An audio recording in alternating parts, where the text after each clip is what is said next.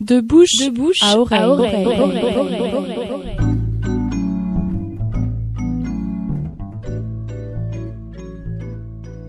Un invité aujourd'hui, il s'agit de Dom Duf, chanteur, auteur, compositeur, guitariste breton. Il vient de publier son 7e album intitulé, je donne le titre en français, 7e cercle. Place maintenant à notre invité Dom Duf au micro de Yana Robert du journal Les Infos du pays de Plohermel. L'entretien a été réalisé sous le kiosque qui abrite l'horloge astronomique. Vous aurez ainsi le plaisir d'entendre les cloches teintées. Radio Évasion, pays de Brocéliande et du Menet, aujourd'hui entretient Plohermel au sein même de l'horloge astronomique dont nous a ouvert les portes frère Paul. Donc nous recevons aujourd'hui un artiste qui nous présente son 7e album. Il est de Plouescat dans le Finistère et les plus chauvins diront « Ah bah c'est pas un natif ». C'est peut-être pas un natif, mais en revanche, ses chansons et musiques qui envoient du lourd, du Cambodge à la BZH. Il chante cette langue que l'on qualifiait sous la Troisième République la langue des oies et des cochons. Il lui donne ses lettres de noblesse, en y étant très fidèle, et sa musique rock-folk s'appuie sur des groupes 70s, on nous en dira plus, tels que Led Zeppelin ou Sleep, un groupe fondateur du rock celtique. Notre invité a invité des tas d'artistes sur ses albums, tels que Noël Corbel, des lives avec Alan Stivell, mais il a aussi influencé Matmata. Et depuis 16 ans, il roule sa bosse en solo. Et on va se pencher sur son album et sur son art aujourd'hui sur Radio Évasion. Et notre invité du jour est... Dom Duf. Alors Dom Duf, ça résonne un peu comme la bière d'Homer Simpson, non? Ouais, mais ça, ils l'ont inventé après mon nom de famille. Ah, et ils ont piqué sur toi? Sans doute. On aurait dû déposer le brevet oui. De la famille. Non, parce qu'en plus, j'ai mon arbre généalogique qui va jusqu'à 1532. Et avec ce nom de famille-là, le Duf, c'est toujours dans la même commune. D'accord. C'est fou, Donc vous êtes bien ancré. Ouais. Et pourtant, on pensait trouver des Écossais, Macduff ou autre, mais non, on n'a pas trouvé. Même pas. Alors pourquoi autant chanter en breton? Est-ce que parce que le niveau sémantique de la langue met l'élément le plus important en tête dans une phrase? Et donc, en s'appuyant sur l'élément le plus important, il y a un petit côté un peu frondeur dans la manière de créer la langue, de construire les phrases. Est-ce que ça se rapproche de votre tempérament et de vouloir dire des choses dans vos chansons? Ce côté frondeur, en tête des choses et volontaire. Sûrement, mais ça, c'est plus simple que ça en fait. C'est parce que tout simplement c'était la langue à la maison. Et puis, comme je ne sais pas chanter en anglais ni en français, je chante en breton.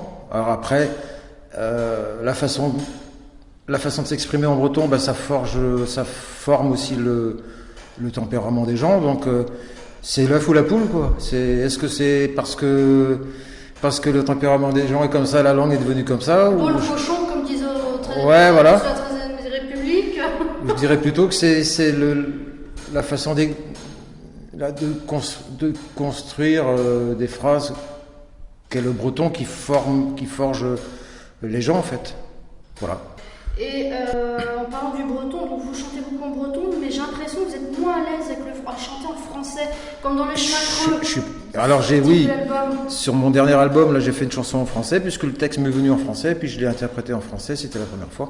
Mais c'est vrai que je suis pas à l'aise. Oui, je suis pas à l'aise, puisque c'est pas vous, c'est pas moi, ouais. C'est la langue française n'est pas adaptée à votre voix. Voilà, et puis c'est comme un Français qui essaie de chanter en anglais et on sent qu'il est pas à l'aise non plus, quoi. Il y en a beaucoup. Vraiment, breton dans le sang voilà. et dans l'âme. Et comme je vois aussi certaines personnes qui se mettent sur le tard à chanter en breton, et je sens parfois une malaisance, mais c'est pas grave. Mais c'est vrai qu'en français, je suis pas aussi à l'aise. Et du coup, dans cette chanson Les Chemins Creux, dans ce 7e album, vous dites on trébuche, on se casse le nez, c'est pas bien grave de se planter. Est-ce que c'est une suite logique à la chanson Rue du Beurre, dans un précédent album? Ouais, je crois que je fais abstraction de réussite ou d'échec. On avance, quoi. Mais je pense que on vit à une période où on met la réussite en avant. Mais c'est quoi la réussite? Laquelle? oui. Voilà. Eh oui.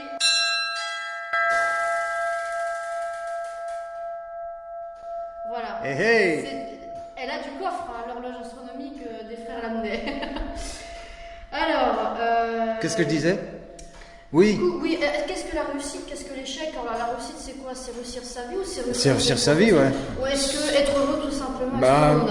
Apparemment maintenant, réussir, c'est avoir des jolis ongles, une belle barbe et plein de sous et une grosse voiture, mais non, c'est voilà, c'est dans 10 ans, ça sera autre chose. Et voilà.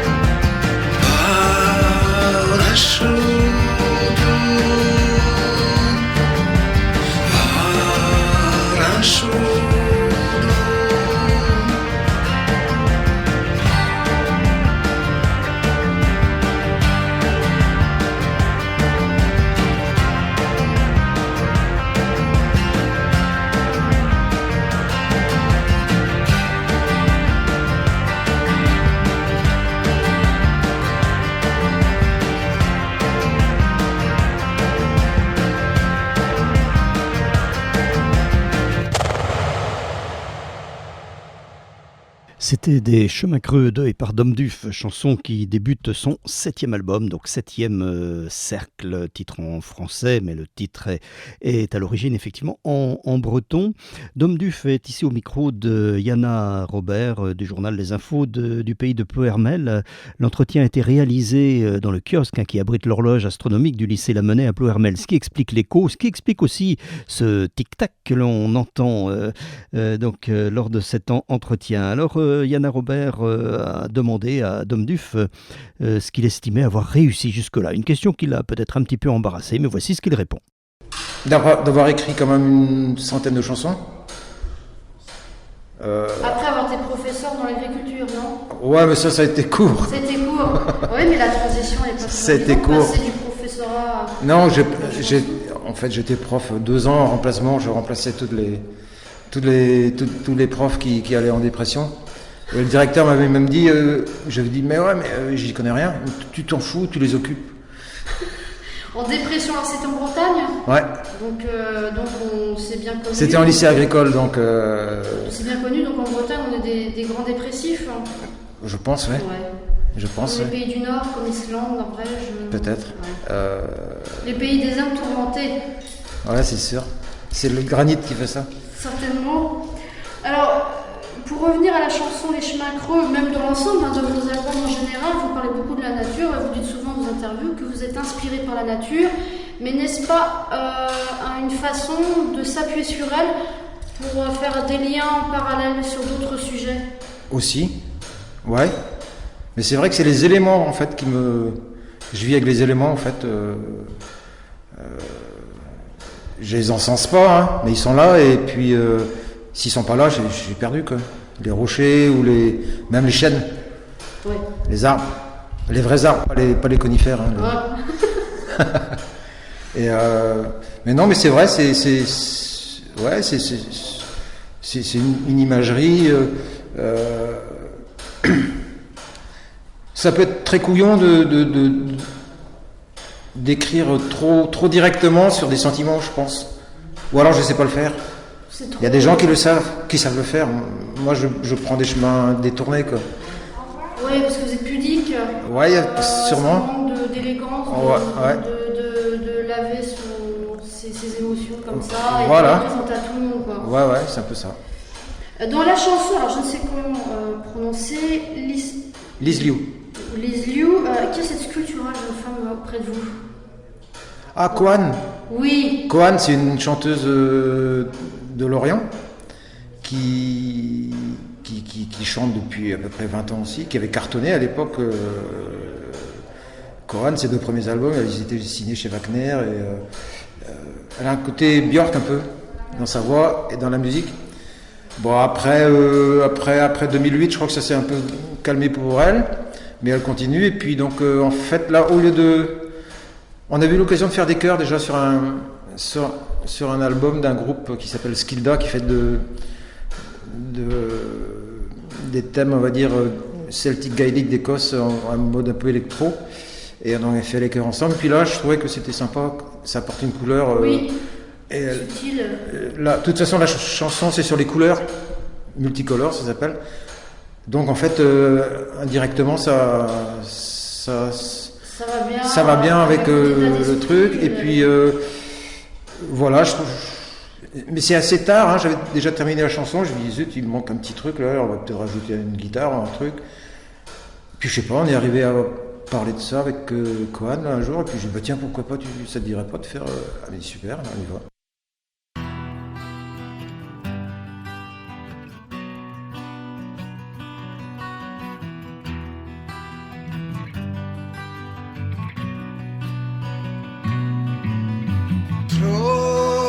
Trovarò adrei avrò lì un glas i glas nos van nos quarito cool toy no nos que du sario liu hau harru melenier ruandu fiche d'oriez ganinier handal più raffi,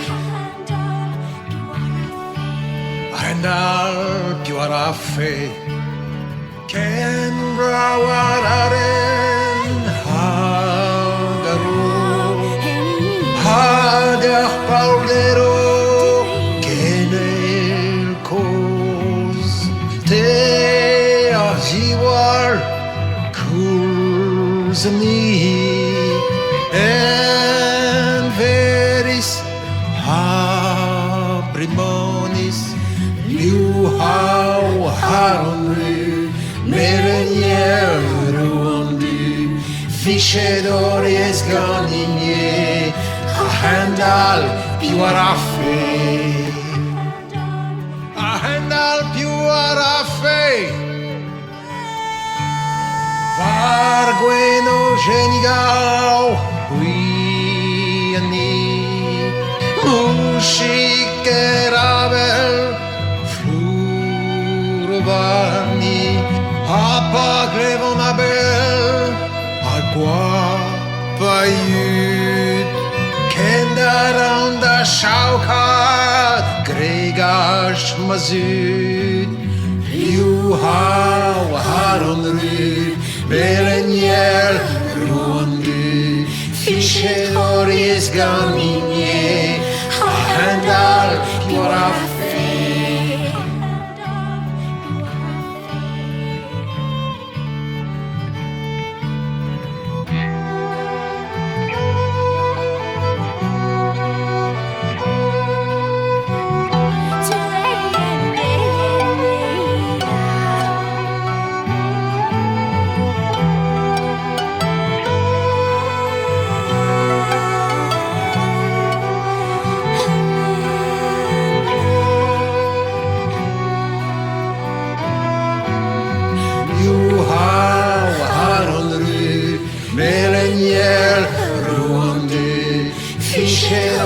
Esganimie handal più raffi,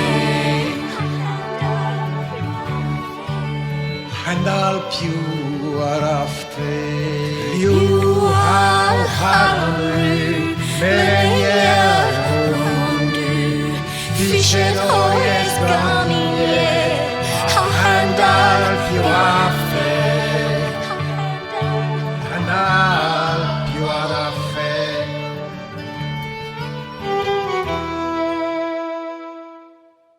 C'était Lisliou, Multicolore. C'est une chanson écrite, composée et interprétée par Dom Duff. Elle figure sur son 7e album, paru il y a quelques semaines. Un album distribué d'ailleurs par la Cobbraise. Dom Duff, on le retrouve au micro de Yana Robert. L'entretien a été réalisé, je vous le rappelle, sous le kiosque qui abrite l'horloge astronomique au lycée Lamennais de Plohermel, avec cet écho inhérent justement au lieu, et puis ce tic-tac que l'on entend au cours de l'enregistrement. Yana Robert a demandé à Dom Duff s'il considérait ce nouvel album, le 7e, comme un album bilan. C'est un album que je produis maintenant dans mon propre studio, tout ça. Donc j'avais travaillé très dur cet hiver, là, puisque d'une part les concerts étaient un peu en stand-by. Non, c'est pas un album bilan, c'est un autre pas en fait, un autre pas en avant. D'accord. Bon, un peu toujours dans la même direction. J'essaie de. En fait, il est plus acoustique que ce que je pensais au départ. Je le pensais plus électrique, et en fait, il a des couleurs un peu, ça sature un peu, mais pas énormément en fait. C'est assez étrange comme sensation. Est-ce que ça a été composé l'hiver peut-être? Non, c'est dans le processus en fait. Je suis retourné un petit peu à l'acoustique sans m'en rendre compte, et puis voilà, il tient la route comme ça. En parlant d'acoustique, vous savez jouer avec d'autres musiciens, violonistes, banjo, etc. Et vous m'aviez dit en aparté qu'il y a deux musiciens à vous, que peut-être vous avez joué avec eux, qui sont aussi les musiciens de Robert Plant actuellement avec son groupe. Des amis. Voilà. Ouais. Et vous avez déjà joué avec eux? Avec Cez Lekman, le violoniste, j'ai fait des buffs avec lui à Bath ou à Vannes même, quand il venait, parce qu'il a tellement eu de succès, ses albums solo, Cez Lekman aussi, qui venait en vacances dans le golfe du Morbihan. Personne ne me connaissait ici. Sinon, en UK, ils ne pouvaient plus mettre les pieds dehors. Donc on a joué comme ça. Et puis Justin c'était à Bath aussi, je crois.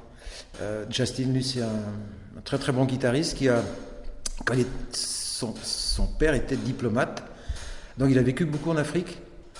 Et il a un rapport aux percussions africaines et à la guitare électrique qui sont super. Il a même une vidéo où il explique comment la saturation de sa guitare, il l'utilise un peu comme la saturation d'un bendir.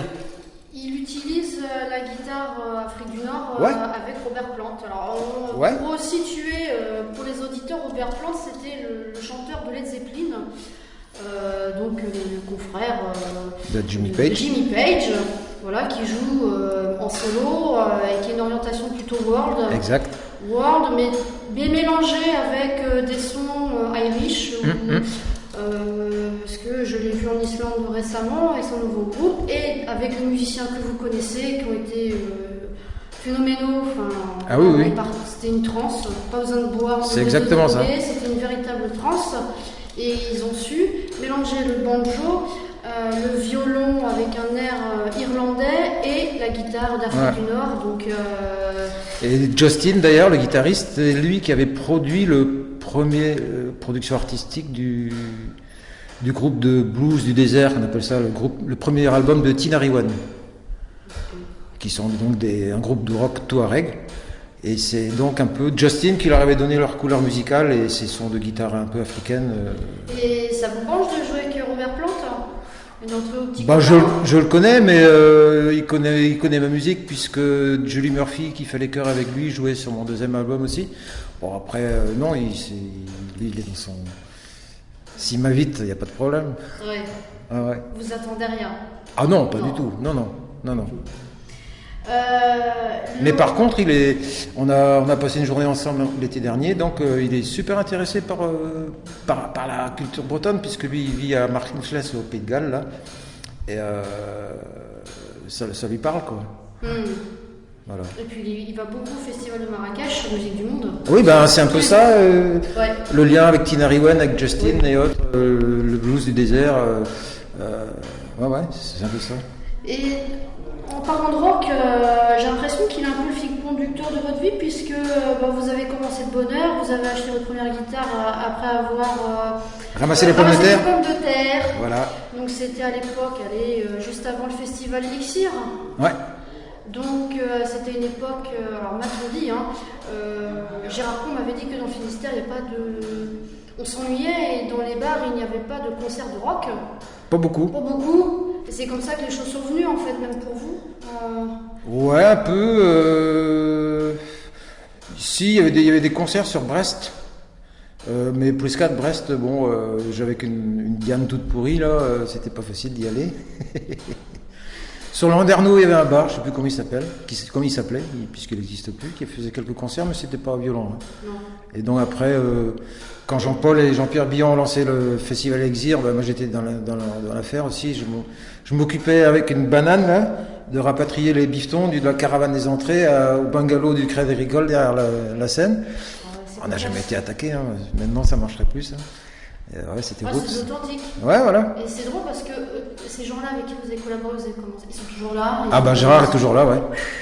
Pierre Pierre malheureusement est décédé il y a 3 ans, brutalement, comme ça. Et Jean-Paul, moi je sais pas où il est, voilà, il trotte. Est-ce que vous pouvez nous jouer un passage d'un morceau de votre album, celui que vous préférez Ouais, ça c'est comme répondre à la question, c'est lequel de tes enfants tu préfères? Ouais. Voilà. Une chanson c'est pareil, il n'y a pas de préféré.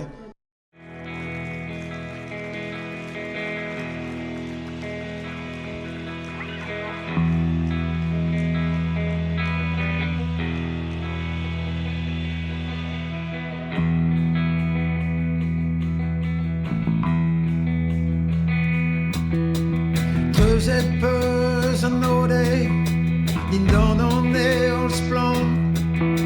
Der du var om til en skuvet gannen av Hili men grønn, de jolo et ganger mor i sjel. A sabe snöel, knuel. Blikket pusta gein, die raga pulur, das remme basen noa. Garçon, je te dis, déployons, buon, buon.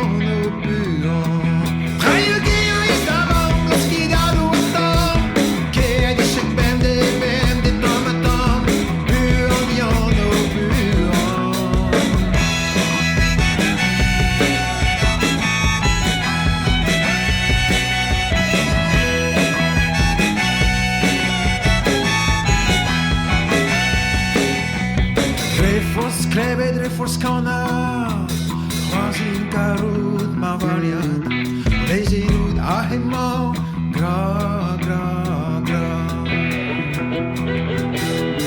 Pini Gene Down et Gafidi Guan et Salezen, Te a Plege, Plege, Nigel. Savet plus da Ben, Diraga Guden, Dewa. Vraiment, hood can squeeze, yon, buon, yon, oh, buon. Ein Vogel ist daran, es geht an und dann, kehr die Scheckbände, Bände, Tom, buon, yon, oh,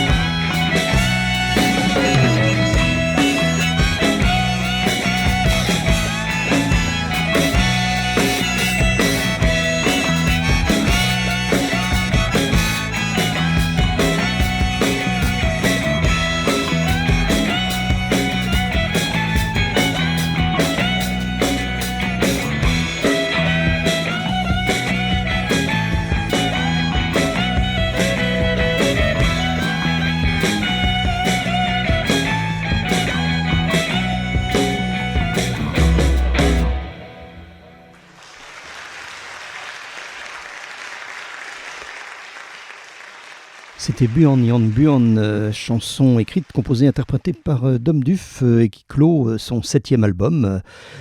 Cette chanson a été enregistrée en public au pôle culturel Le Roudour à Saint-Martin-des-Champs près de Morlaix le 31 octobre 2017. 2 titres enregistrés en public figurent sur cet album. Les autres chansons sont des chansons inédites en breton, sauf une en français. C'est la première fois d'ailleurs que Dom Duff chante en français sur un album. Dom Duff était donc au micro de Yana Robert du journal Les Infos du pays de Ploërmel. Entretien réalisé au lycée Lamennais à Ploërmel et plus exactement sous le kiosque qui abrite l'horloge astronomique. Dom Duff, donc 7e siècle, 7e album, un album distribué par la Cobra, un album qu'il a autoproduit.